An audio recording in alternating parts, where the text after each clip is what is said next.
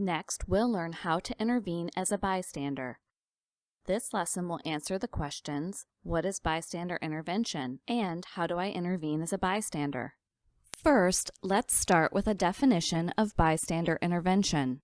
Bystander intervention is the act of someone intervening when they see behavior or hear language that promotes domestic or sexual violence. You might be wondering, why does it matter that I learn how to intervene? Most people do not perpetrate domestic or sexual violence, and most people are not victimized by domestic or sexual violence. While this is true, it is likely you know or will know someone who is directly impacted by this issue. 1 in 5 women will be a victim of sexual assault in her lifetime, and 1 in 4 women will be a victim of domestic violence. The skills you learn here will empower you to help the people in your community who you care about. Your actions can make a real difference. A recent survey of domestic violence and sexual assault victims showed that when supervisors and colleagues reach out, victims feel safer, more supported, validated, and less isolated. Let's learn the 5 steps to intervening.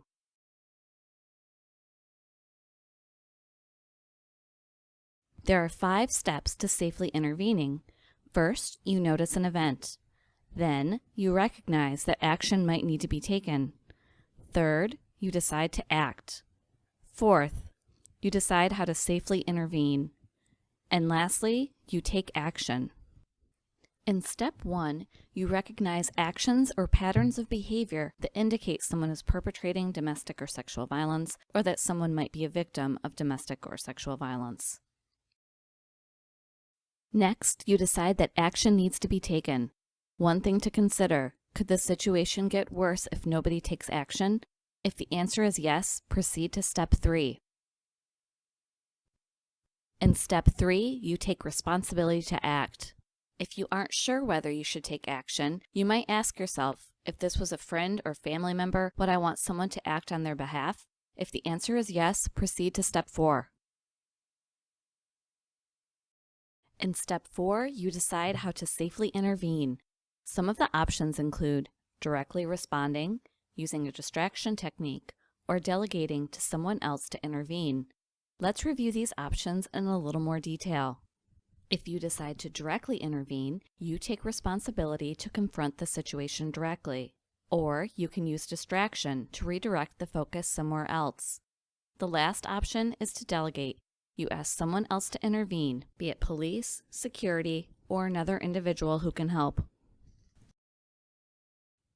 And lastly, in step 5, you respond. You take action and safely intervene. After you take action, you should be proud that you decided to act. We all have a role in ending domestic violence and sexual assault. There are a few things to keep in mind after you take action. It's important to respect an individual's choices. Do not take it personally if someone responds differently than you anticipated. Domestic violence and sexual assault are crimes that take away an individual's power and control. It is important to give power back to survivors and to trust them to make the choice that is best and safest for them. Even if the outcome is not how you envisioned it, it does not mean you didn't have an impact. As one survivor reminds us, there may be barriers to leaving that you don't see, and the victim might be making plans to leave that you are not aware of.